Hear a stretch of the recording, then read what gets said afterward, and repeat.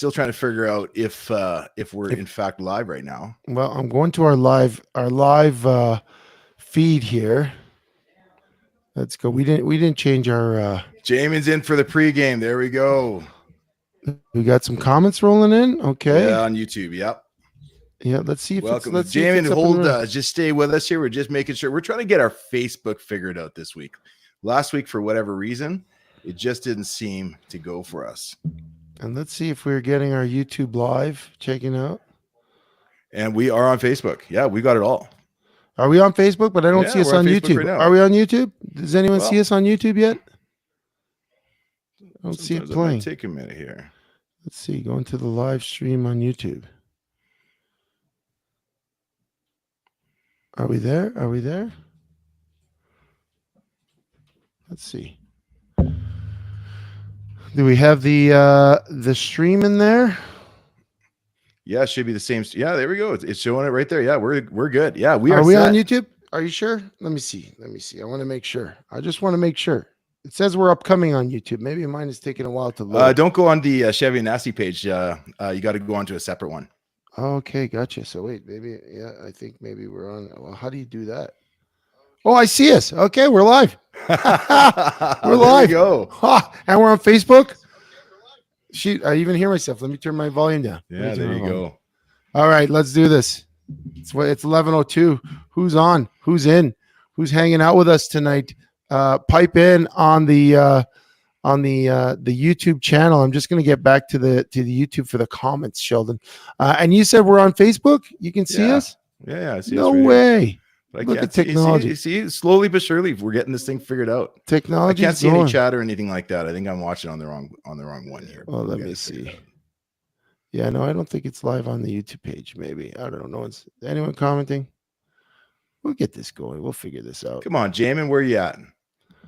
Are we live? That's what I want to know. Are we on, Sheldon? If you guys are joining us and you hear us on YouTube, let us know if we're popping in on the Facebook feed. Okay, Bruno's there. You live, you see us? I'm gonna say there you go. Is Bruno on Facebook or YouTube? He's on YouTube, I think. All right. Okay, you know what? We got this going. Okay, we're on. Oh, James says he doesn't see us. No way. I don't know. Let's just make sure. Bruno says we are on YouTube. Bruno just texted me. He says we're live on YouTube. Yeah. So maybe Jamin doesn't see us on Facebook. Sheldon, we're live on YouTube.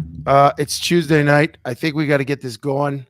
Whether we're live or not, you and I would probably be talking on Tuesday night because, we've got a big event tomorrow night. Yeah. A big event tomorrow night, and we gotta set up that big event. It's pretty cool because we start with good news story, and the good news story is some of our favorite people are in town. And speaking of favorite people, Rubio just piped in. Showtime! It is showtime, Rubio. We got Rubio on. We got Bruno on. I saw Jamin's comment before, and I'm sure he's going to join us on YouTube. Make sure he's on. Some of our favorite people are in town, and I'm talking about Bruno. Last week he was driving up for the show, so we haven't seen Bruno in a little while, but our good buddy Bruno, he's back in town, and we're going to see Bruno at the event, so I'm looking forward to seeing Bruno. My good friend Tony Fasano, ex-head coach of the UFC Dinos, won a Vanier Cup with the Dinos, great friend of mine, great mentor of mine. Love the man. We're going to have him on the show one time. He came back. Coach Fasano, he's just Brown's son god. He brought me a Venice Beach t-shirt, so I'm wearing this for you, Coach Fasano. I watched his house, and then none other than Craig Hannum. Yeah, and this is a special one, right? We had Craig on our show a few weeks ago. Craig was doing the men's the suicide prevention first aid that was running on the network that we used to be part of, and he did such a bang up job, and he's such a great guy. We had him on before the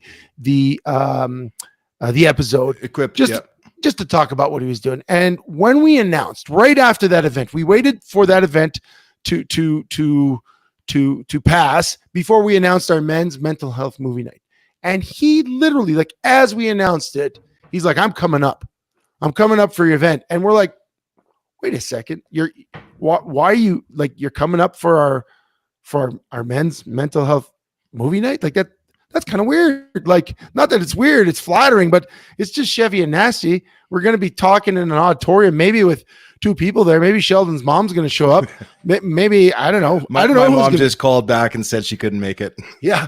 Well, because it's a men's mental health movie night, so she probably wouldn't come. But we didn't think it was going to be anything. We just wanted to do something to give back.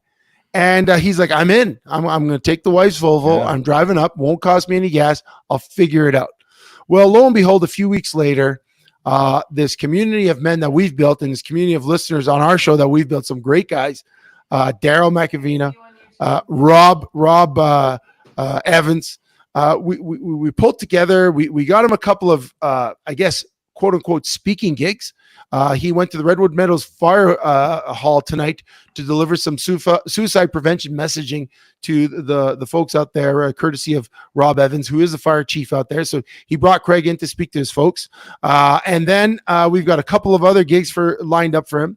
My friend Daryl allowing him to stay at his ranch house, out on the farm, so having a great Alberta experience. And the first day he's in Bragg Creek, and then he's staying on a beautiful ranch.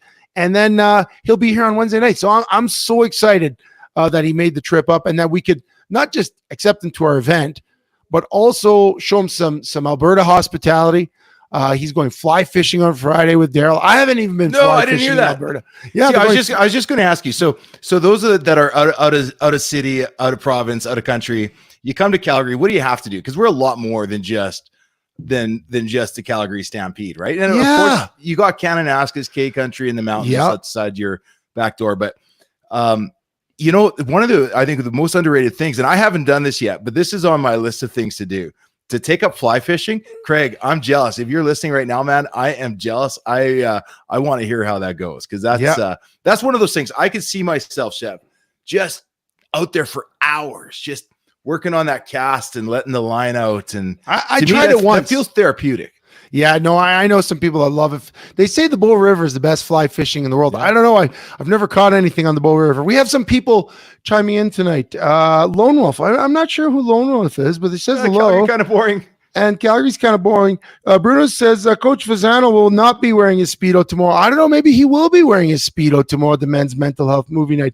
And my buddy, yeah, he's my buddy. My son's buddy, Ty, is checking. I had to kick the kids off all the video games and the Wi-Fi, the soccer. Ty, hashtag let Luke play video games is trending on our talk. Ty, I'm not going to free your boy. He's got to get to bed. He's got to be at the gym tomorrow. Got to build some muscle, and you're meeting him there from what I hear. So no video games after 11 o'clock, Ty. And next time you come to my house, I'm going to make you pay for that pizza.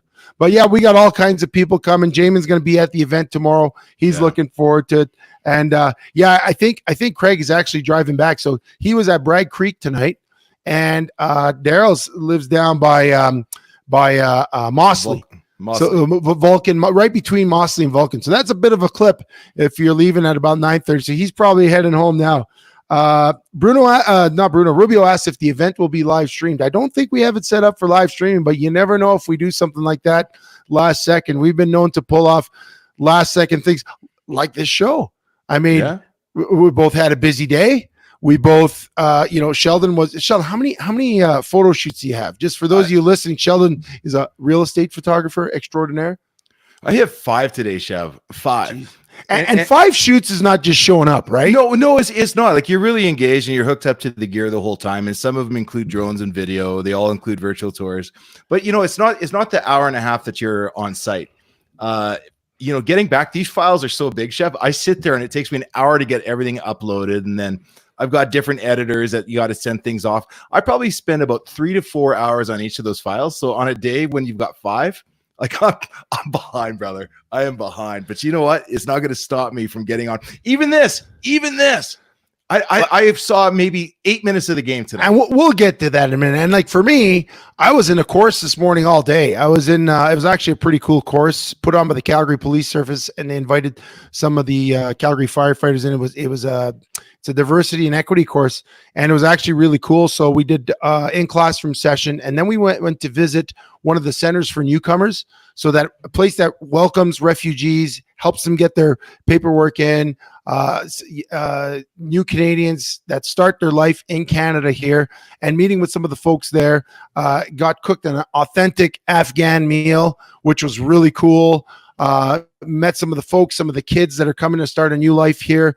And really, when you see the human side of it, I know there's a lot in the world going on. There's people that have opinions about, refugee claimants, immigration, all this. But when you really go to it, a lot of people are coming here just to escape something bad, to start something new. And I thought that was really cool. And so we have a week-long course, and it's really cool because I'm going to go visit some things that I've never seen before. I think tomorrow I'm going to Sikh temple to understand some of the traditions, and throughout the week I'll be doing some really cool stuff. But my day was full. Got home, I Instacarted my Costco groceries to the house for just about 4:30, so it can time with my boys coming home from school, that if they bump into it on the way into the house, they could actually bring the groceries in. I walk in the house, pull the chicken off the pulled chicken, cook something quick for the boys, then off to football practice, off to get Kyle to lacrosse practice. After football, go pick him up, drop their stuff off at their mom's house, because tomorrow they got to go to their mom's house to get to all their sports, so I can be freed up for the men's mental health awareness. I'm going to interrupt you here for 1 second, though. So you said you had your Costco groceries delivered. Yeah. Like, that's funny. I know that's a thing, but I honestly don't know any other person in the city that does that. Like, I always thought of that. It's like maybe for seniors, it's a convenience if you don't have a car, if you're not well enough to get out and around. But you're saying like healthy guys are now having their groceries delivered. And what do? You go on and you order, I'll take, get me a package of chicken thighs, chicken breasts. Like you just fill out a list, and you just fill out a list. You go on the Instacart app, you fill it all out, and it's like Uber Eats, but for your groceries. And so I had to do that because I had no food in the fridge. I was in Red Deer all weekend. I got back, had a busy Monday. You and I met in Cochrane. On Monday to see the venue, which, by the way, if you haven't been, go to our Instagram or Facebook page at Chevy and Nasty. There's a really cool picture. We walk into the Cochrane Movie House. You see the event poster up on the screen. We don't have the ability right now to put it up, but go to our Facebook page or Instagram. And how cool is that, walking into the theater? Yeah, that was honestly, that was so cool. Like, we had our little pre-production meeting to go through everything. And yeah, Hal, first off, it's this awesome venue in Cochrane, Alberta, guys, which of course, is just a beautiful place. He showed me the pictures when they first built it. There's nothing around it. Now it's all developed into, outdoor malls and big box stores. And they're right there in the middle. They actually own their own land, own their own building. And it's a beautiful facility, but it's certainly not corporate. You get that old time feel when you walk in. It's the old timey movie theater experience. And Hal walks me around the corner and says, "Hey, this is where we're going to have our gathering, and this is where we're going to have, this is where the showing's going to be." I walked in there, and the Chevy and Nasty Fall Guy premiere was up there. Yeah, dude, it was exciting. I sent it to James, and I sent it to a few of the guys that are coming. I'm so stoked, man. I can't wait for tomorrow to come. Yeah, me too. I'm a big movie fan, that, but seeing our event up on the big screen, and Hal Wolf, if you go to movie theater, he owns it. He's gonna be there. Go support him because it's such a great business for sure. And he's hosting. He's gracious enough to give us a whole theater for our event. And he had so many stories, right? He told us the Brad Pitt, Angelina Jolie story when they were filming Jesse James, how they came for a showing at his movie theater. And he's just such a big movie fan. I went to watch Top Gun Maverick at that theater right coming out of COVID, and it was one of the best experiences I've had. And it's not, it's not got that. Well, it has some really good. It just has a good feel to it. It just has a nice feel to it. And it's going to have a nice feel tomorrow for our event. I'm very excited for that. But that being said, yesterday was all about event prep, more kids stuff, more football, more lacrosse today. So to tell you the truth, everyone listening in, if you're listening live, Sheldon and I haven't done too much show prep today. We didn't have time for much, but we have a plan. And again, 20 minutes in here, we're going to kick off the show, but we're going to kick it off with a poem. So, for those of you just joining us, like some of the young Todd young cats, Kozak, Saskatoon, Ernie Regas from Regina. Welcome back, Ernie. It's great to have you back and healthy again, joining us here tonight. Jamin says wing it. Well, Jamin, the one thing we don't wing it with is the poem. No matter how last minute we are on the prep, somehow a poem always makes it. Hold on one sec, though. Okay, Ty right now is saying that he's a big Nasty fan. Do you know why? I let my boys play video games, Chev. There's more to life than lacrosse every single night. You got to let the boys play their video games. I'm a cheapskate, and I got cheap internet. And in order to see my beautiful face, Ty, I need to keep the internet clear. You know, it's like the old days. You had to keep the phone line clear for the when you use the internet. Well, now you got to keep the internet clear for the live stream. Ty, Ty, when you get here next time, I'm gonna body slam you. I bought you pizza last week. Next week you come here, you get a body slam, choke slam. You get an Undertaker choke slam. So, without further ado, Sheldon will start the poem, and I believe I start. Play some sappy music if you got some, but it's 16 minutes. Wait, that's Jeopardy. You guys can just picture something beautiful and sappy. Yeah, picture something very poetic. It's Tuesday night, so let's get it right. We are the 300-pound poets, and our Speedos fit tight. We got less than 24 hours into our men's mental health movie showing. It's our first sold-out event, while the wait list is continue to be growing. And Ty, you're not getting in, and neither is Lone Wolf because we don't have tickets. Bruno is back in Canada, and tonight, Craig Hannum is in town too. If Rubio, AC, and the rest of those guys showed up, we'd have ourselves one hell of a motley crew. NHL playoffs getting hot. Things be cooking up. Some teams beating each other down in a race for Lord Stanley's Cup. Stars, Oilers, Canucks, and the Avs still looking to be best in the West. Bruins, Panthers, Canes, and Rangers rep the East in this test. Well, next week it'll be round 3. Who knows what comes next? But you're on the ride with Chevy and Nasty, so please don't drive and text. I like that one. I like that. Oh, I missed the applause. The clap at the end, but yeah, there you go. No, I think that was okay. We got one cooking up for tomorrow night. But yeah, just to put a wrap on tomorrow night, just what to expect for those of you coming. We got a great program. If you're listening now, try to get there early-ish. We're going to start off just a little bit before 7. So you want to get in, get your snacks, get seated, get ready to go. We got like 11 prizes that we're giving away. And good ones. Yeah, good ones, like really good ones. Plus the food, plus the talk. I mean, we're going to be emceeing it. We're going to be kind of moving it along. I don't know how much of this is going to be. There's going to be a little bit of this, but it's moving the event along and telling a couple of stories.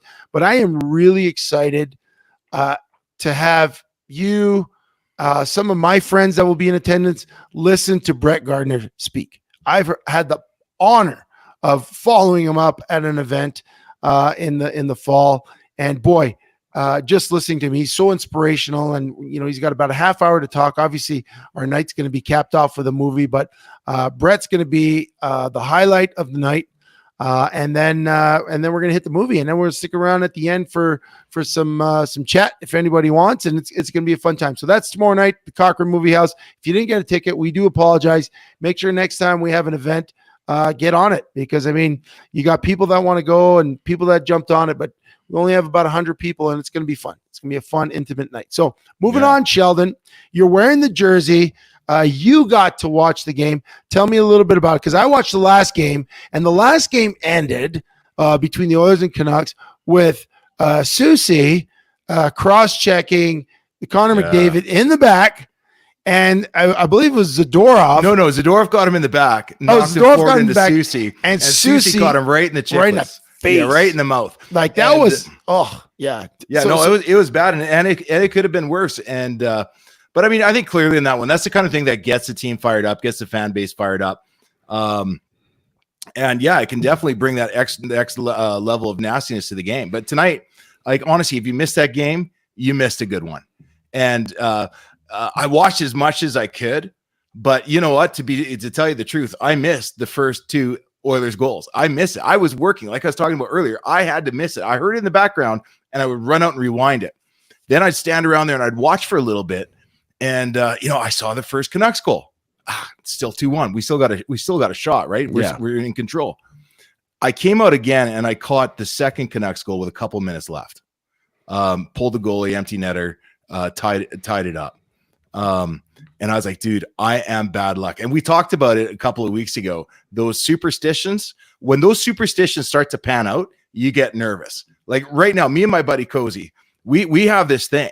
When the Oilers are up, there's no text, there's no calls, there's no celebrations, because it's just going to come crashing down on you. When you're behind, you can bitch a little bit about it, right? But in this case, when the Canucks tied it up with 2 minutes left, I walked out of the room and I just listened to it from my computer. And what happened 30 seconds later? Oilers score. Evan Bouchard sinks it. A beautiful one, Chev. 38 seconds left. Goes between two Canucks and an Oiler. No chance to see it. And keeps it from going to overtime. It was amazing. Bouchard, he scored the overtime winner in game 2. Well, he's got the hardest slap shot in the world. Hey, dude. Well, and it's a seeing eye shot. It was just one of those things. It's 40 seconds left. You dream that it's going to happen if you're following your team, right? Because when you've got a 2-goal lead, which is the worst lead in the world, yeah, and they score once on you, and you start to pucker up, right? You can't help but feel nervous. It's not like I'm up by 1. They're coming back. Then they tie it up. And to answer back 40 seconds later, a minute later, dude, it was crazy. It was insane. I just feel good for all the fans in Edmonton right now. And I know a lot of you guys, I know we're a Calgary-based team, right? And I grew up in northern Saskatchewan. I grew up going to games, watching in the Oilers like Gretzky, Messier, Tikkanen, Grant Fuhr days, right? Back in the golden days. So I've still got the Oilers in my heart. Kind of curious for you guys out there, Calgary fans. Can you guys bring yourself to cheer for the Oil in the playoffs? So. Like, is it a Canadian thing, or is it just? No, you know what? I'm pretty sure that most diehard Flames fans can't do it. They are hoping, and that's a tough spot because there was a period there when the Oilers were really bad and the Flames were somewhat decent, and Vancouver was the team to hate. And it's kind of like in the CFL with the Stamps and the Riders and the Elks. You just pick your poison, right? And I don't think you could cheer for either one of them. I just don't think I don't think Flames fans can. I went to watch one of the games. I think it was game 1 with my buddies the other day, and it was the same thing. My buddy, he just could not cheer for the Oilers, and it was a good game. That was a game I believe it was on was it Monday night or Tuesday night? What night was it? But yeah, good game. Canucks won, and I saw the elation in my friend's eyes. Even though he wanted a good game, he wanted the Canucks to win. But you know what? I'm cheering for the Oilers. I love watching them play. They made a goaltending switch tonight. It seemed to work. It seemed to spark the team. But yeah, for the amount of firepower that they have, I just don't know why it's got to always be so close for them. Well, you know but that's the problem, though. That's what's so frustrating about them. The only production they're getting out of is the first line in the power play. I mean, if you look at any of the series, they're literally even on 5-on-5, right? Yeah. And so it's the power plays working or it's not. And goaltending, I mean, what's his name? Picard's in net, like a backup goalie's playing for them tonight. It's just a bad situation. They've got 2 of the best players in the NHL of all time, probably in the top 20 players, right? If you include Draisaitl. Hyman's playing lights out, but that's the only guys that they can get going, right? So tonight, RNH scored a goal, which was good to see. And Hyman's been a little quiet the last couple of games. Like, he hasn't been on fire. He's been a little quiet. I've been watching. Like, it's really been, for the Oilers, it's been the McDavid show in the terms of just how he creates offensive opportunities, and then Draisaitl scoring from these impossible angles. He scored one of those ridiculous goals again on Sunday, not tonight. I watched the game on Sunday, and yeah, just ridiculous. So that's an interesting series. It's tied up. So with that series, it's tied up. You got Dallas 3-1 over Colorado. A little bit surprised about that. That surprises me. Yeah, that's but not too surprising because Dallas really They built the team for the playoffs. The Rangers in Carolina, I haven't been paying attention, but my friend that's been following that one says it's been an absolute bloodbath. And then the Florida Boston series, that one I've been paying attention to, and one's at 3-2, right? Florida's winning that series. A lot of bad blood in that one. Yeah. There's the Sam Bennett deal where everyone's saying he cheap shotted Marchand and knocked him out of the last game. And then the last game he gets the game winner where he's in the crease and kind of looks like he cross-checked the D-man into the goalie and then just potted the rebound. So you tell me. So I can't let that one go. I know it's a while ago now, but what do you think of the Sunday call? In the playoffs? They've played another game since then. What do you think of that call? Like, to me, I'm looking at that, and that is a cross check. And I know they're saying that, well, maybe it probably didn't affect the goaltender's ability to get back. A cross check into the goalie is a cross check into the goalie, is it not? Well, how can you say that he's not going to, kick out a toe or get a stick across? Well, he does. So Bennett's on the side of the net. The puck's coming across. He cross checks the D-man who's got his back to him, and he trips over the goalie, and the goalie can't get across, and the puck just squirts loose, and Bennett just pots it in. I got to tell you, I thought it would have been a call because it was it looked pretty blatant to me, but I guess the ref didn't catch it. But yeah, Bennett. Well, they replayed it though. They replayed it, but yeah, Bennett is public enemy number one. And then the other night it manifested with a nice little fight. And Bruno put my attention onto this one where Matthew Tkachuk and Pastrnak from Boston, they were having words. Basically they go to the bench, camera follows them. They both basically decide that they're going to go at it. They each go on the bench. Pastrnak talks to his coach. Coach asks him, "Are you sure?" He's like, "Yep." Puts him right back on the ice. The second those two guys hit the ice, dropped the gloves. It was kind of a little bit of a Pastrnak avoided, he slipped a punch, and then he got a couple in, but then Brady or Matthew Tkachuk got him pretty good and was on top of him. And but they popped right back up again. They popped up. Pastrnak popped right back up. He wanted to keep going. Well, let's hear your take first. Okay, where are you going? Where I'm going with this is, and again, Bruno put us onto this. They flashed to Keith Tkachuk, the dad, right up in the stands, and he's kind of like all excited that his boy kind of beat down on Pastrnak. Now, I thought it would be a lot worse than it was, because Matthew jumps on Pastrnak when he's on the ground and lands a couple of solid ones while the refs are covering Pastrnak up. But yeah, I don't know, like the whole thing with celebrating your kid beating up someone on the ice, like, what's your take on it? Yeah, I think I'm getting your take is that you don't like that. You know what? So when Bruno sent me the clip, I hadn't had a chance to watch it until before the show. And I thought, gosh, if it's a cheap shot, I'm not celebrating my kid doing a cheap shot. I remember this. I'll tell you this story. When I was a kid, I played hockey, and my dad came to watch one of my games. And my dad, he obviously watched hockey during the glory days of the Montreal Canadiens. He probably witnessed 23 of their cups, right?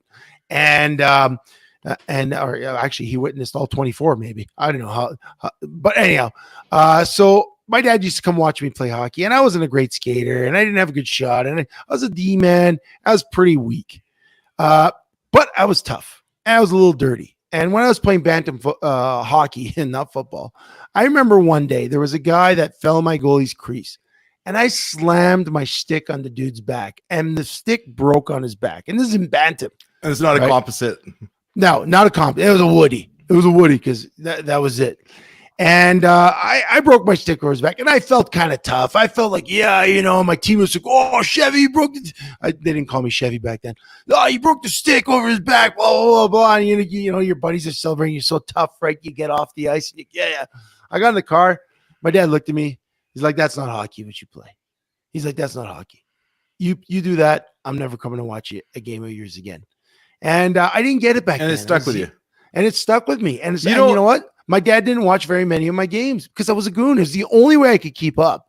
In those days, I could barely skate. So I was a goon. Clutch, grab, tackle. You break a stick over a guy. I was that guy. I played in the Montreal Forum. We had that year. We had we got an opportunity to play in the old Montreal Forum, and I got a penalty in that game. The guy announces my name, and he looks at me, he goes, "Oh, you're Chevrier, hey?" I was like, "Oh." So yeah, my dad didn't like watching my game, so that's it stuck with me. Yeah, and I get it. I get it, and I'll tell you what, I don't like that. If I saw my son playing Pee Wee or Bantam, yeah, I might have a problem with it. First off, I'd probably be terrified he got hurt. But we're talking, this is Keith Tkachuk. Yeah. I mean, Keith Tkachuk played in a time when the league was completely different. He was tough. He was on the dirty side, but he still put up countless 30-goal seasons. I think he's hit 50 at least once. So he was one of those old school tough players. Now, I'm not saying that's a time to be celebrating when your son's fighting in a hockey game, but this is the playoffs. And what do we always say about the Stanley Cup? It is the hardest trophy to win. Why is that? Because the game changes in the playoffs. Yeah. And suddenly those agitators become crucial roles within your team winning. And a guy like Tkachuk is going to poke all game long. And he does it more so in the playoffs than he does in the regular season. And at some point, he's going to have to answer the call. Otherwise, you're just getting treated like his bitch. Yeah. Right. And so a team has to stand up. It's a different game. I don't look down on that as badly as possible. In fact, I'm a little offended that I'm not saying you're wrong to feel that way, but this is the playoffs, and this is a winner go home time. And this is where the boys have to come out to battle. If it's stupid stuff like what I hate to see is at the end of the game, when they start chipping away and picking fights. Come on, guys, don't show me how tough you are now, right? Or a guy takes a retaliation penalty like a stick. Did you see who was that goose the guy with his stick between his legs? Oh yeah, last night, right? One. That's stupid. I have no time for that, right? But all you're doing is hurting your team with the penalties. But there is a time to poke, and there's a time to answer the call, answer the bell. Yeah, and I think that's what that was. Yeah, and again, when I saw Pasternak and Tkachuk go at it, I was fine with it. It was two guys; they knew they were going. It wasn't like what I did, and I understood why my dad was like that. Now, I've seen my kids play hockey; they got in a couple of scuffles. I'm okay with it, so long as it's equal footing. No one's getting goosed in the face, like you said. Like I you know what happened to Connor McDavid at the end of that game? That was cheap. Cross-check in the back, the other guy cross-check. Totally. That was cheap. I wouldn't celebrate that. If either one of those guys, Zadorov plays that role for the Canucks, right? And you know what is it? What is it with these ex-Calgary Flames all doing well in the playoffs? Look at him. He's hitting. He's like laying guys out. He's playing well. Chuck Bennett, Zadorov, all these guys. They left here, or we got rid of them, and yet they're all experiencing some success in the playoffs, and the Flames haven't been in a little bit. What is going on with that? Toffoli didn't. Well, he made the playoffs. Didn't. But he made it. Yeah, he made it. Yeah. First round, and they're the ones that kind of sparked the Winnipeg Jets. So say what you will, but they gave their team hope, and they gave them an extra 4 games in the playoffs. Yeah. The Flames didn't have that. Yeah. I don't know. No, the Flames certainly did not. We got a little bit of a chat group. I got my son's buddies here. I tell you, boys, Ty and Lone Wolf. I don't know who Lone Wolf is, but I might have to lay the smacketh down on these kids when they come over. Luke, when your kids come out, when your buddies come over next, they're in trouble. Ty, get off my feet. No, I'm just kidding. We got Rubio. He says, out of all the sports during playoffs, nothing comes close to hockey. And I would tell you, they say the Stanley Cup is one of the hardest trophies to win. Actually, the hardest one to win, from what I understand, is the Memorial Cup, the junior hockey trophy in Canada. Why is that? Because they don't have the travel luxury? Is it I think it's the travel. I think they got to get out of their divisions. It's a long, drawn out process, and they say that's actually one of the toughest trophies. Sheldon, where do you want to take this next? We got. We made it through a half hour. We had no plan. Yeah, we got a plan. We got a plan. I want to. No, we have a plan. You talk about a long drawn out process. Here's a long drawn out process for you. You retire from the game. Yep. Okay. Yep. After your retirement, you're banned indefinitely for betting on your own games. And 2 months later, after retiring and being banned for life, you show up in pads at the Montreal Alouettes training camp. And guys, we're talking about none other than Sean Lemon, former Calgary Stampeder, former teammate of Chevy's. Amazing guy. He called his shot, sacking both quarterbacks against the Argonauts earlier. Tiger Cats. Or the Tiger Cats in the playoffs this year. Retires, goes out on top. I was shocked to see that he even was in camp. I didn't even know that was on his radar screen. Chev, what do you know about this? You know what? I don't know what he did, but so did you know he was coming back? Because I just, when I heard the gambling thing, I thought, oh, you know what? I hope to hear him speak one day. I want to hear kind of his side of the story. I didn't think he'd be back in pass. So when he retired, I reached out to him right away, see if he'd come on the show, because I love Sean Lemon. I don't care what happened. Well, it'll be figured out. I love Sean Lemon. He was a great teammate. He was a great player in the game, a great ambassador for the game. I called him onto the show, and he said he'd have to hold off. He just was figuring some things out. Obviously, after that show, I think it was the very next day or a couple days later. Yeah, that's right. He retired, I believe, on a Monday or a Sunday. We had a show on a Tuesday. I think by Wednesday, the news came out about the gambling thing, and then that he was being suspended indefinitely. League did an investigation. That was what they chose. And turns out he bet on a couple of games. Today I saw some of the deals. He had a 2-game parlay. A parlay, one of the games he was in. And the CFL's investigation concluded that none of his activities contributed to the outcome of the game. To the outcome of the game. Yeah. But they suspend him indefinitely because, again, they got to figure it out. They got to figure out, how do we deal with this, right? So they gave him an indefinite suspension. I get it. But the CFL Players Association has an appeals process. Whether you get suspended for hitting a quarterback below the knees, whether you get suspended for doing something dumb on the field, punching a ref, there's an appeals process. And even for this, for disciplinary measures. And he decided to appeal. And now he's in camp because obviously he signed in the offseason with the Alouettes. Like we questioned, why would he sign with the Alouettes right after the season and then retire? We thought that was weird.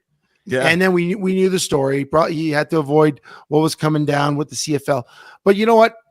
He's back. And if he wins his appeal, which I'm not sure he will. I know that the CFLPA has to protect the player. That's their role. We've seen it many times where one player hits another player in a dirty way, causes an injury, and you're like, how can the PA protect that guy? But they've got to protect all the players, and they've got to protect all the players' jobs. Will he win that appeal? I don't think so. Should he win that appeal? I'm okay with it if he's playing football again.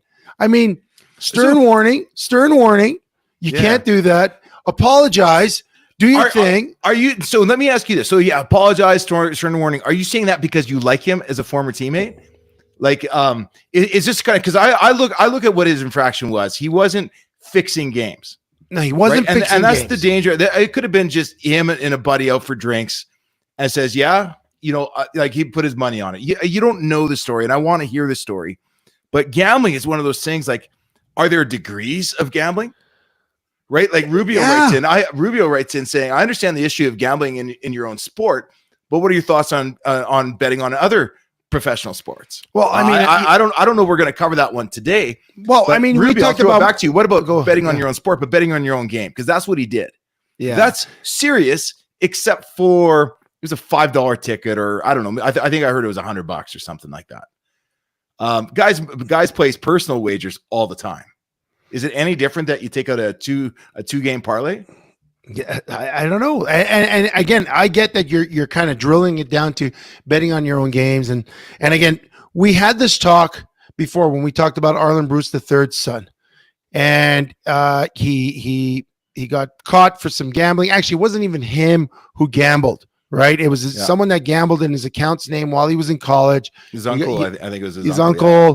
And then he signed a contract with the Elks this offseason. The CFL nullified his contract. Yeah. My problem with the whole gambling thing is this. You might be correct. There might be a bias on my side because I do know the guy. I know what he represents. I've been his teammate. I love the guy. I think he's fantastic for the league. I think Everything he did was good. This is a blemish for sure, no doubt.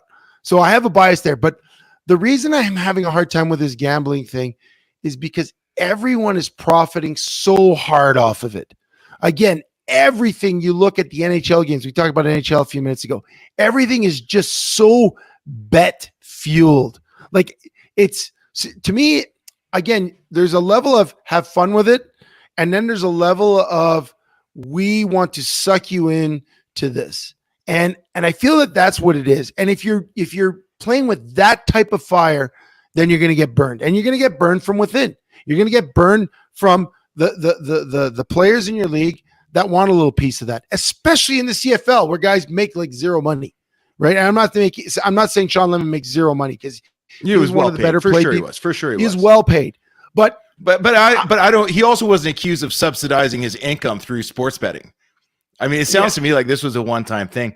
Like for me, I guess I don't have a clear opinion on this. I guess you got to keep gambling out of sports because you let it in a little bit, it's going to come in a lot. I get that. And but what he was accused of doing so far, it doesn't seem like it's that big of a deal. I like the guy. I'll still buy his jersey. I still love to see him at an alumni event. You know what I mean? Like, I haven't lost any respect for him. And you know what? I would like to see him in the game again. I'd like this sports, not just the CFL, have to figure out this betting thing and put out some clear rules and some clear guidelines for the players, because just saying don't do it is the same thing like being in Canada right now with legalized marijuana and just telling your child don't do it just because. But everyone else is doing it. Or like Chevy telling his kids no video games. Yeah, like me telling my kids. Even though Ty's on there, Ty and Darren. Ty's on there. Lone Wolf. Listen, hey, shout out to Darren. I don't know Darren, but I think you do. Is that for real? He made the Calgary Colts roster. Darren, that's awesome. Yeah, dude. Darren is my buddy, my son's other buddy. So Darren, I coached Darren. He went to junior high with Luke. Started playing football in the flag football program.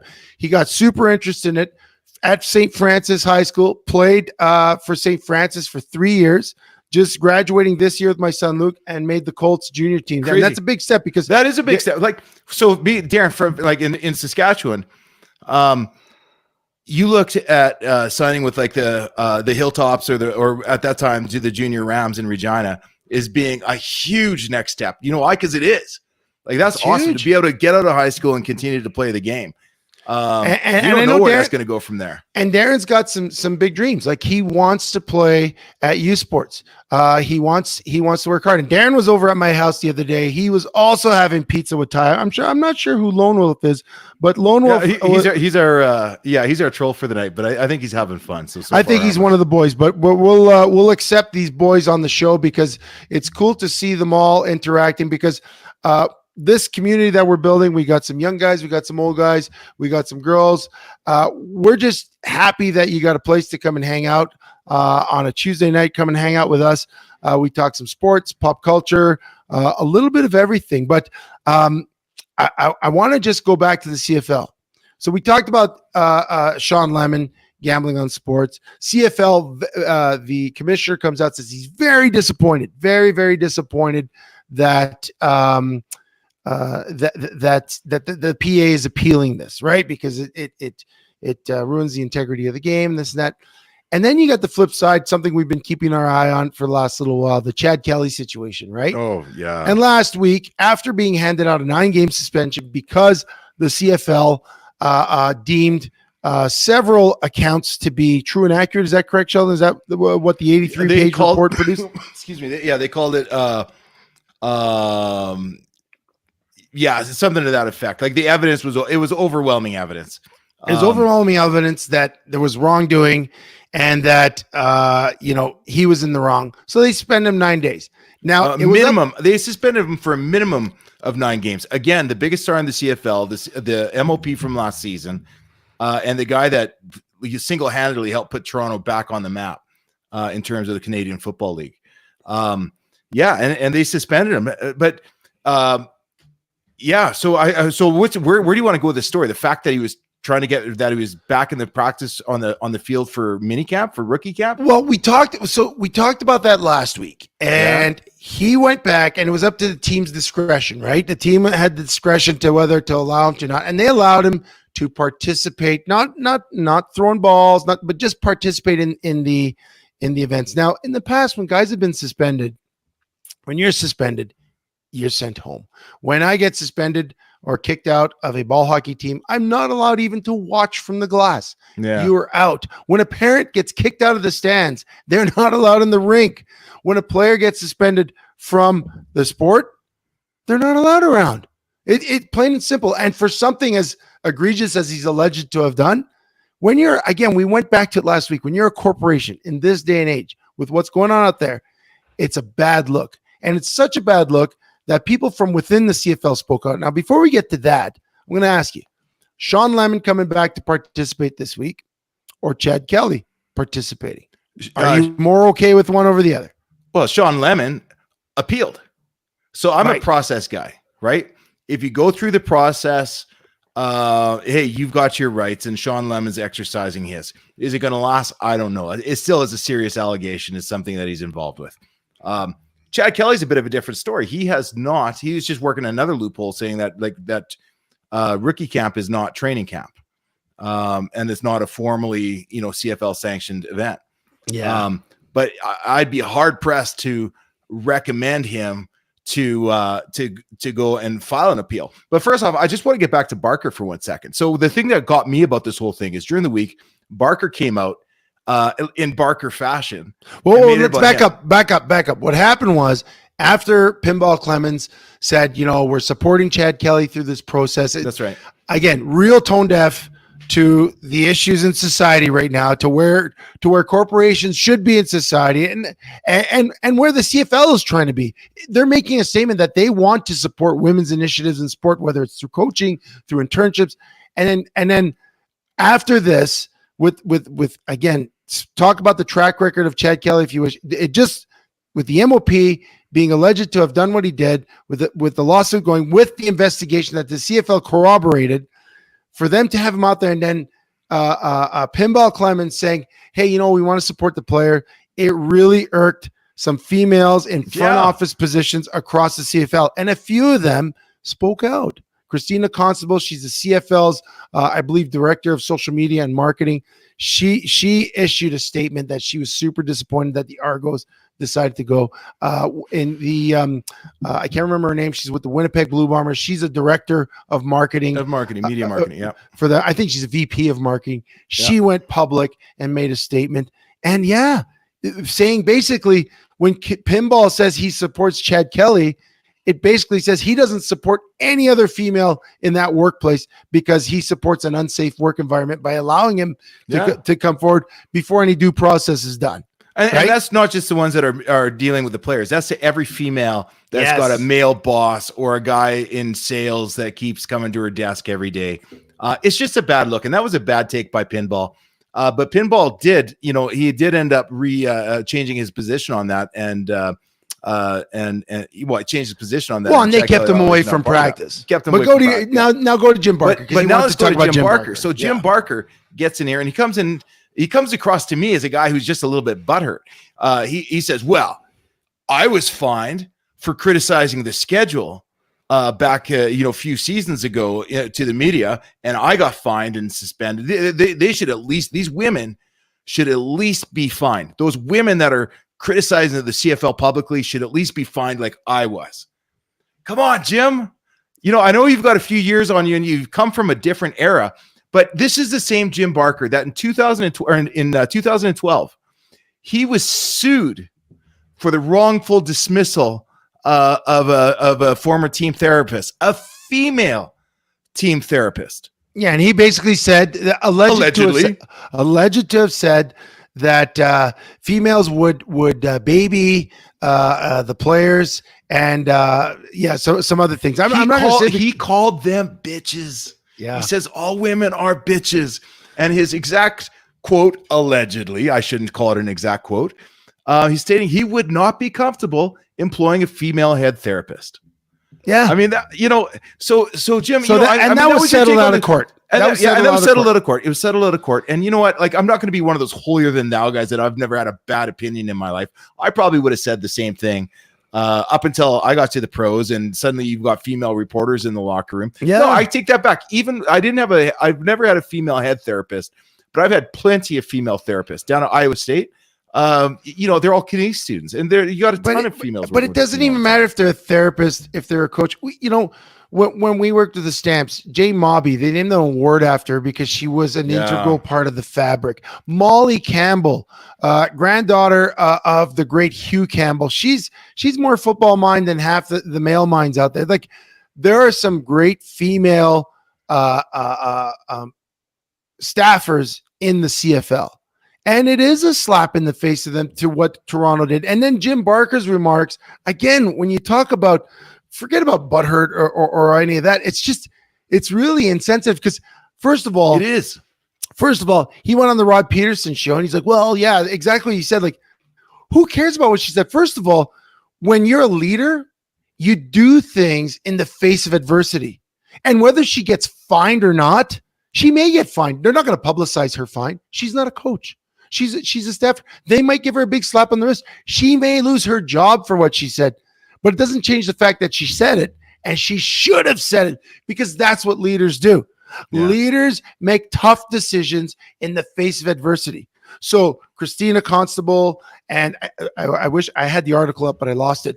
The gal from Winnipeg, they took a leadership position from where they stood because they knew it was important. And in society, when you see something wrong and you're in a position where you don't say anything when you should, you're on the wrong side of history. Yeah. You're on the wrong, and basically Jim Barker was arguing for the wrong side of history. Now, I can't make any assumptions. I don't like that term, the wrong side of history, but I guess you do have to look at it in that context. The wrong side of the argument. Yeah, it's the wrong side of good. Yeah, exactly. Like any one of us that have, so we have sons playing sports, but a lot of us have daughters that are going to be working in some of these organizations as well. If I was Chad Kelly's dad, I'd be like, listen, or his uncle Jim Kelly, who works in football, who's been around football. He said, listen, man, go home, lay low, let this blow over. Oh, but uncle, they're going to let me go to rookie camp. No, don't do it. 100%. Don't do it. If I was Pinball Clemens, I would have called him into my office and I would have said this: listen, everybody's got a short memory. This will blow over. Take the 9-game suspension, but do the right thing. And this is Stay Toronto. Off of Twitter, except to say that I've got a lot of learning to do, and I'm looking forward to these courses. Yes, right? There's so much they could have done. They did everything wrong. And then, again, with Jim Barker saying what he did, he kind of added fuel to the Toronto fire because of this. I'll tell you because of this. Jim Barker is TSN Sports Media. He's TSN Sports Media. He works with females, which is one thing, but he's on the only network that supports and quote unquote respects the CFL.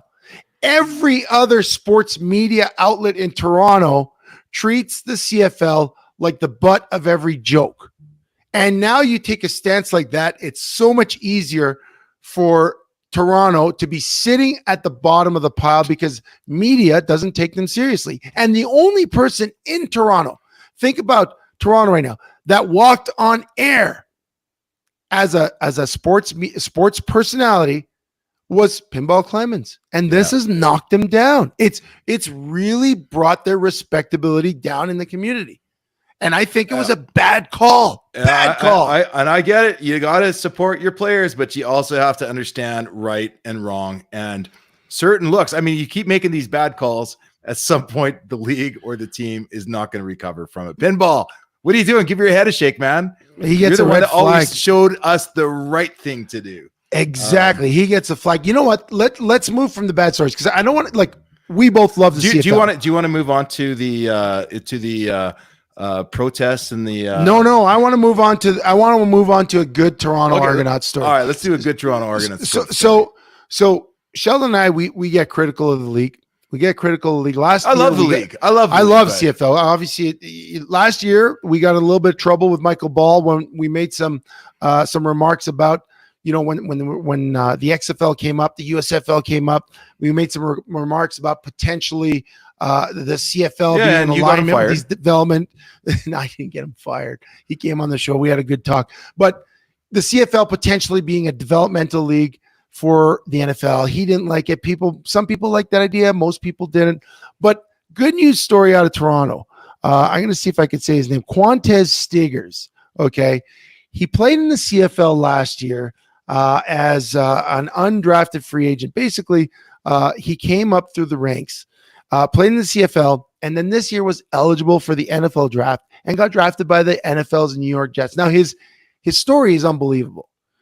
He went to Division II school. So I'm going to try and summarize this. Went to a Division II school, okay? But he had to leave school because his dad got sick. His dad got like super sick.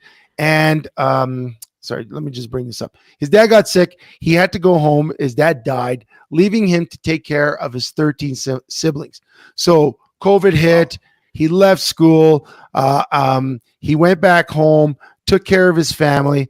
And then through some really crazy circumstance where he was on, I believe it was on YouTube and Instagram, got discovered to go try out for the fan-controlled football league. And that was the league, if you recall, that Johnny Manziel and a couple of former NFL guys got involved in. It was basically a league by the fans. They voted on the players, the rosters that they wanted to see.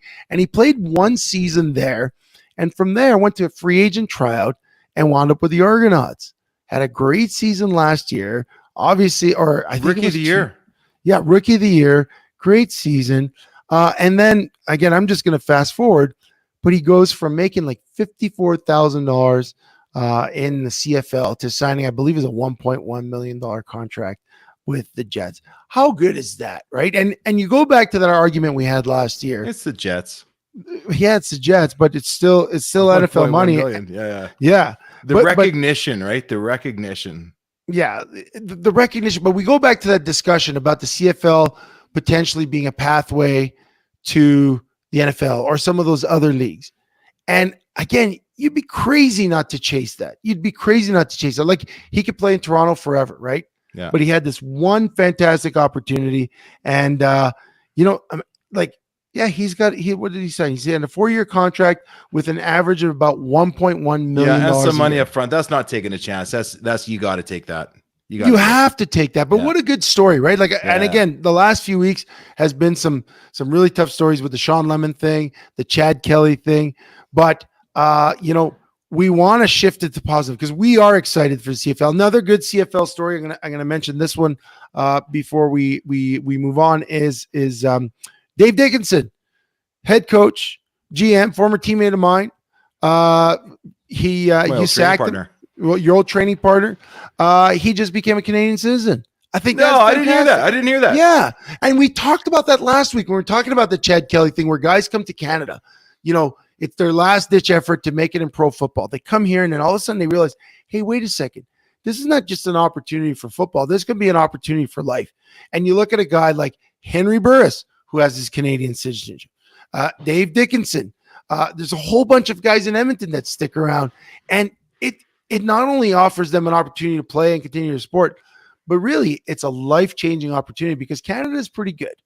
Canada is a pretty good spot. And the people that stay know what we're talking about. There you go. Guys, well, I think with that said, we're going to start winding this down. Guys, again, to all you guys that are watching tonight, and those of you that are able to make it to the event tomorrow, guys, just thanks again. We're so excited. Some of you guys will be meeting for the first time.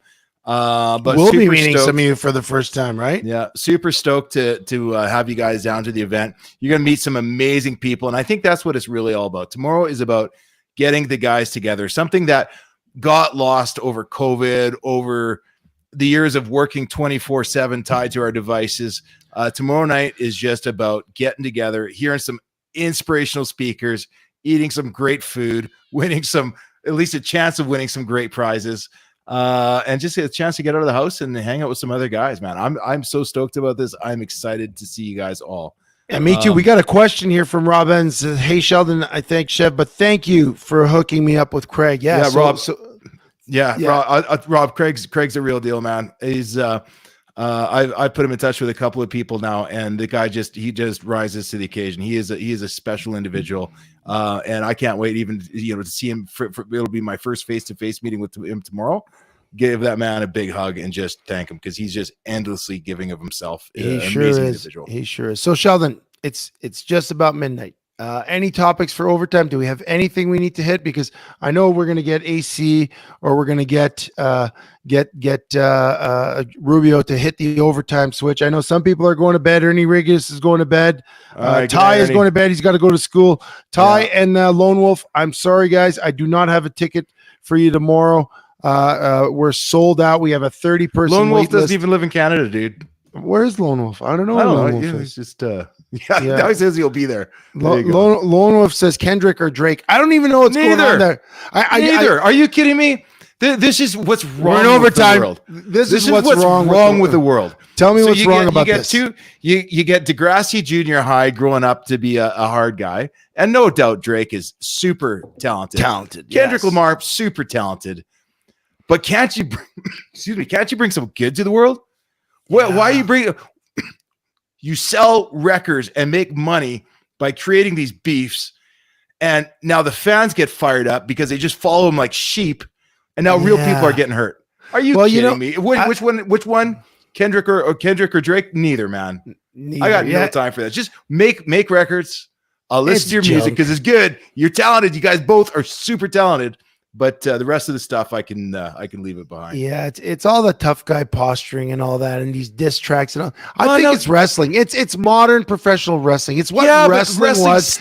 Wrestling doesn't leave the buildings unless you're like 12 and you're like fighting your in the high in the junior high.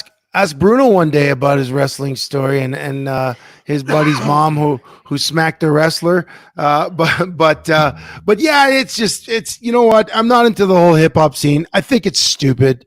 I think it's dumb. I'll listen to the music sometimes. I don't see too many rock stars punching each other or beefing with each other. I see a lot of them dying from drugs, and that's another thing that I have. I'm going to warn against it. Like, listen to the music, but don't follow the lifestyle, and certainly don't put on a helmet and start playing the game of football. You're going to end up messed up like me and Chev. But hey, you got a question from Ty. He wants to know who your favorite musical artist is. Nasty.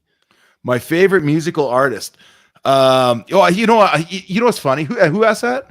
That's Ty. Oh, Ty. You know what, Ty, you're going to find the same thing. You go back to the best days of your life, which for me was college in the 90s. I'm so big on Tool. I'm so big on the 90s scene. David Grohl, tragically hip. I still miss Gord. Yeah. I like David Grohl. I like rock. I like metal, and interesting, well-written metal. And that's about all I listen to. Well, I know Ty. Like I said, Ty, who's listening, he's my son's buddy. Good kid. He's been to Guns N' Roses twice this year. I think he went to see him in Edmonton. He liked him so much he drove to Vancouver, I believe, to go watch them. That's a good kid. He's a Motley Crue fan. He likes the old school rock. I'm on the same musical taste as Ty.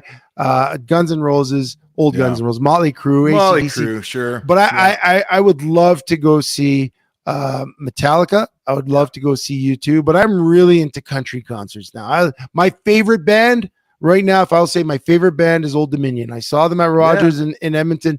Man, what a show. I love good songwriting. I love good range, different songs. So for me, it's Old Dominion, but yeah, all the classics. I listen to it all.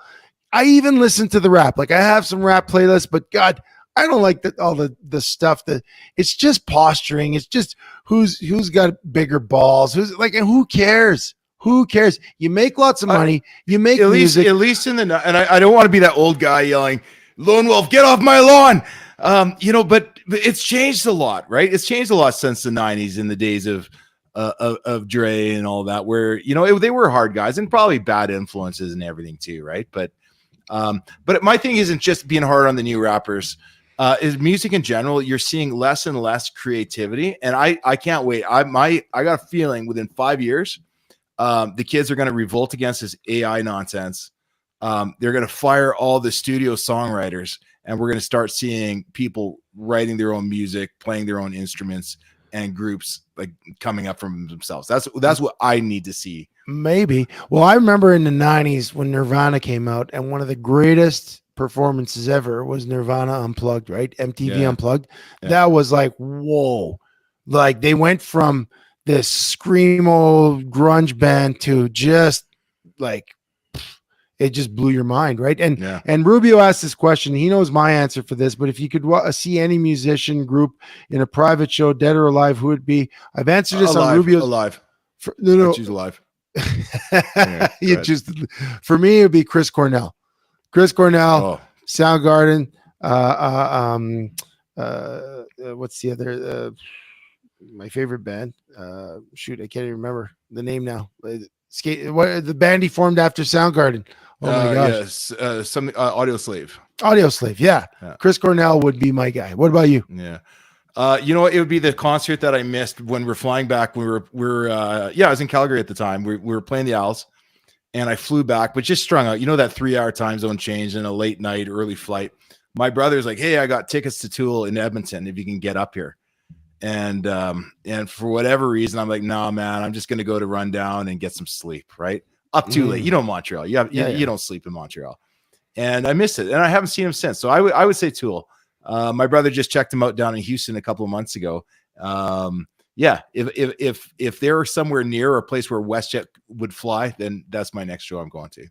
Well, they released an album last year, didn't they? A couple years ago, yeah. They've been working on it since 2004, 2005. Yeah. But they finally released it. It was good. It was good. I mean, it's if you ever watch it, it's funny. You watch Danny Carey, the drummer. First off, he's like 6'6", wears a Larry Bird t-shirt. His drumsticks are like 3 feet long, and he's got the most massive kit you've ever seen. And some shows, they just set up a camera on him, and you just monitor him. He can play like 2 different time counts in each hand. So his hands are like not into. It's like writing French in your right hand and English in your left hand at the same time. And what this guy can do with the drum kit is like nuts. So I can't even play the flute. Rob Evans saw Ozzy at the Maple Leaf Gardens. That would have been a good show. There's some, I love the Chili Peppers, right? Their music is timeless. I love timeless bands. Like you listen to them now and their music from 20 years ago, 30 years ago, it still sounds current. I think AC/DC's like that. Yeah. I think Guns N' Roses old. You know what? You see it though right now is being talked about, and a lot of that too, like the 70s music and Zeppelin and some of those bands really carried over with us, or some of the 60s, right? CCR and the Doors. Some of those were great bands that carried over. The 80s, no, there's not as much carrying over, but the 90s right now, they still have 90s radio stations. They have 90s playlists all over the place. Like the kids respect the 90s, and that's. Well, I'm looking at the chat right now, right? And I got Rob Evans, who's probably, I would say, Rob, and I'm not gonna. You're in your 50s, maybe 40s, 50s, probably I'd say 50s. And you got Ty, Ty that's been piping in all night. He's 17, 18-year-old. There you go. And they're talking about the concerts, and Rob's mentioning AC/DC that he's been to 5 or 6 times, Kiss 6 and Ty's just soaking it up. He's like, man, you're so lucky, right? Because the stuff out these days, it's kind of garbage. Did you see Rubio? Rubio writes in, saw Eddie Vedder at UCLA in a classroom that held about 500 people with only a ukulele. Wow. Yeah, that's an experience, right? To hear that baritone voice of Eddie Vedder. And for whatever reason, his fascination with the ukulele, but man, he can make anything sound good. Doc and Chef, back in the day, they saw the Allman Brothers Band and Lynyrd Skynyrd at the old Allman Brothers JFK in Philadelphia with 110,000 people. Yeah, see, those are life-changing events, similar to what you guys that can make it to our event tomorrow are going to experience. We won't have 110,000 people there, but we will have 110. The next time we have an event, it's probably going to be double. We'll get, Bruno loves rock and roll, right? Like you talk about Bruno. We haven't had him on our show yet. Well, I mean, he was the voice of the ads for the company that my head's it's So he was a voice. Yeah, I was on his show once. But yeah, and I was on his show once. We have to have him because Bruno's traveling everywhere. He's the most interesting man in the world. I'm in Vegas for the Super Bowl. I'm taking 3 weeks in Florida. Oh, we just got an RV. We're just gonna hit the Outback. Oh, I'm going to play fantasy baseball with the Yankees. With the New York Rangers, the New Yankees. York Yankees. Yeah. Oh, I gotta go record some music with my rock band, the Zeebies.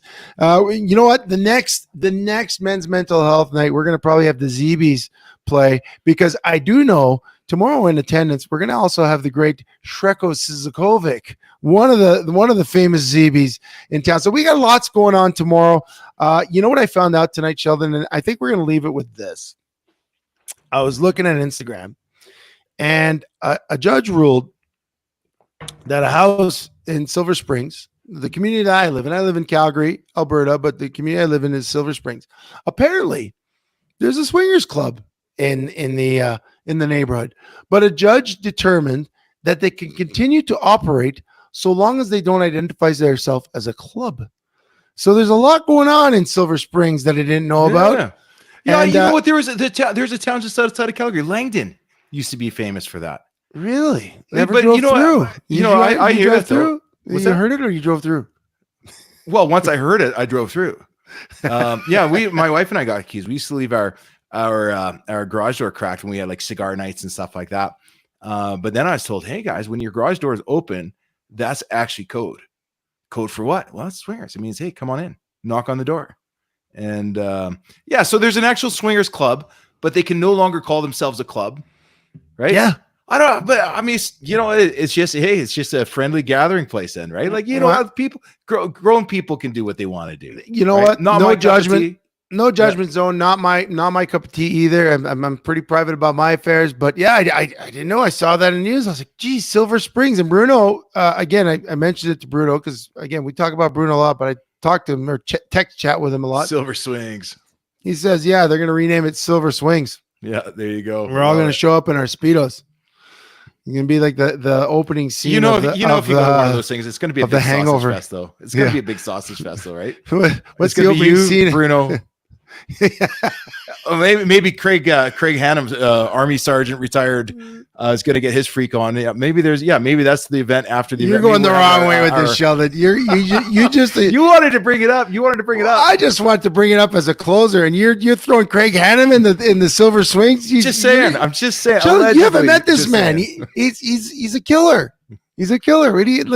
He's driving to Mosley. But guys, I think that's going to be a wrap for tonight. For the No Plan, we did pretty good. We covered quite a few things. You guys that have managed to stick with us through this insanity, we do appreciate you. We Jamin said old school vibes. Yeah, I'm here for the gangbang. For those of you not here for the gangbang, we're gonna be at the event tomorrow. We have to get some sleep. Those of you new to the show, we hope you decide to come back. What we really want to be is not only a place where we can inform, educate, entertain, and inspire. I don't know if we did much educating or inspiring. We hope it was entertaining, but just a place where you can land before you go to bed once a week, something to look forward to. We know you all have busy lives like Sheldon and I do. That's why we do this show at 11 at night. But we know we also have stuff going on. I have stuff going on. Sheldon has stuff going on. Every one of you listening, whether you're old and young, has stuff going on.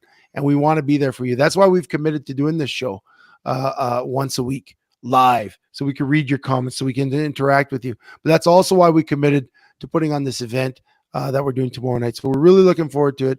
We're looking forward to meeting many of you for the first time. And and then after that, going on to bigger and better things as we plan what's next for the show, what's next for Chevy and Nasty in the community, and what's next for us as we interact with the community, you guys out there. So I'm going to give last word to you, Sheldon, and then we'll say goodnight to everyone. That's it, Chevy. That's all I got. Guys, thanks for joining us as always. Hey, wait, we got to say thanks to our sponsor. We almost forgot Performance Freight Management. We almost forgot. Okay. We almost forgot. Someone said okay. But yeah, Performance Freight Management, Daryl McAvina. He not only does he sponsor our show, he's going to be the title sponsor of the event tomorrow night. We want to give them some love. It's been a great ride with Daryl and the things that we're able to do. So sorry, Sheldon, I cut you off, but that's it, guys. With that though, I do have to run. Guys, we are out. We'll see you tomorrow. If we don't see you tomorrow, we'll see you back next week. Same time, same station. Talk to you then.